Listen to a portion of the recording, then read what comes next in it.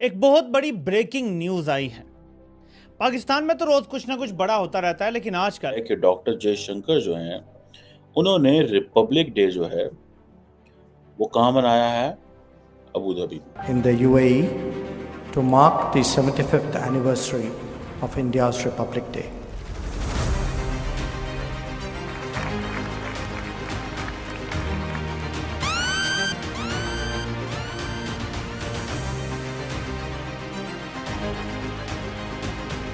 ये एक मामूली चीज नहीं है, ये गैर मामूली चीज है। This is a very uncommon thing. वो ग्लोबल कर लिया, वो ग्लोबल ले गए हैं अपनी कॉन्फ्रेंस को।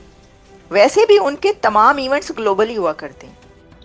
कि डॉक्टर जयशंकर वहां से निकले दिल्ली से और जाके कल अपना रिपब्लिक डे उन्होंने अबू धाबी में भी मनाया। हिलाली साहब, इस दौरे को देखकर जहां पर पाकिस्तान की कोशिशों का सिर्फ जबानी कलामी एतराफ, जो एलामिया आया वो कुछ और कहता है, और भारत के साथ बड़ी बड़ी डील्स आर्म्स हो जाना, पाकिस्तान कहाँ है खित्ते में इस सुपर पावर के सामने? और क्या भारत ही वो करीबी और जो वो हासिल करना चाहता है इन फ्यूचर, वो स्टेटस हासिल कर लेगा फिर? तो पाकिस्तान और यूएई के बीच में नहीं जी, हम कुछ करने नहीं जा रहे। अगर हम कुछ करते भी हैं तो आप जानते ही हैं कि वो सिर्फ लोन से ही रिलेटेड होता है, इसके अलावा और कुछ नहीं होता। अगर हमने कुछ चाहिए भी तो हम उन्हें सिर्फ लोन लेने या लोन वापस ना करने की ही बात करते हैं, उससे ज्यादा कुछ नहीं करते। जबकि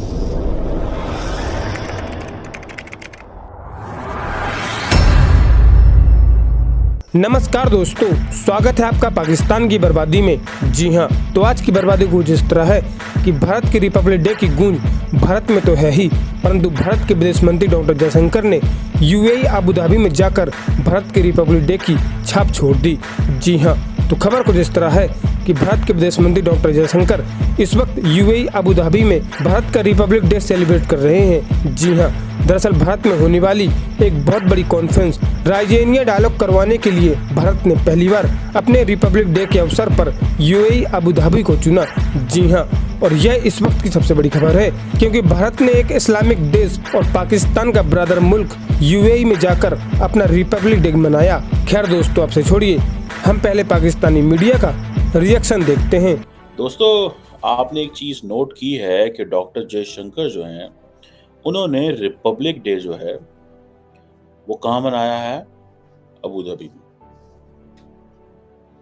ये एक मामूली चीज नहीं है, ये गैर मामूली चीज है। This is a very uncommon thing. कि डॉक्टर जयशंकर वहां से निकले दिल्ली से और जाके कल अपना रिपब्लिक डे उन्होंने अबू धाबी में भी मनाया, और साथ में उन्होंने वो असल में तो वो जो राइजीना मिडल ईस्ट डायलॉग के लिए गए हैं। That's how India is helping United Arab Emirates to be go more global. वो कैसे?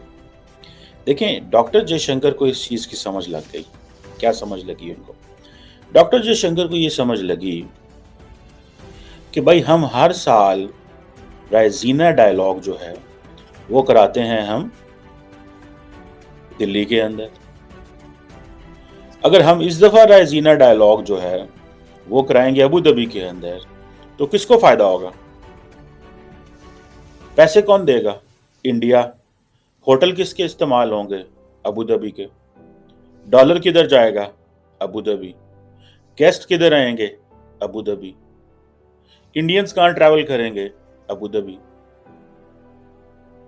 समझ रहे हैं आप बात को? That's where they are working and thinking.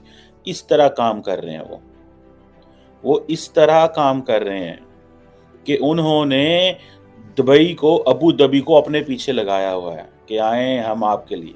देखिए, दो लेवल पे इंडिया ऑपरेट करता है। एक वो लेवल है कि जनाब इंडियंस बड़ी तादाद में अबू धाबी जा रहे हैं, वहाँ पे नौकरियां कर रहे हैं, ऑड जॉब्स भी कर रहे हैं, सीईओ लेवल की वो जॉब्स भी कर रहे हैं। और एक लेवल ये है कि जहाँ पे इंडियन गवर्नमेंट इस लेवल पे ऑपरेट कर रही है।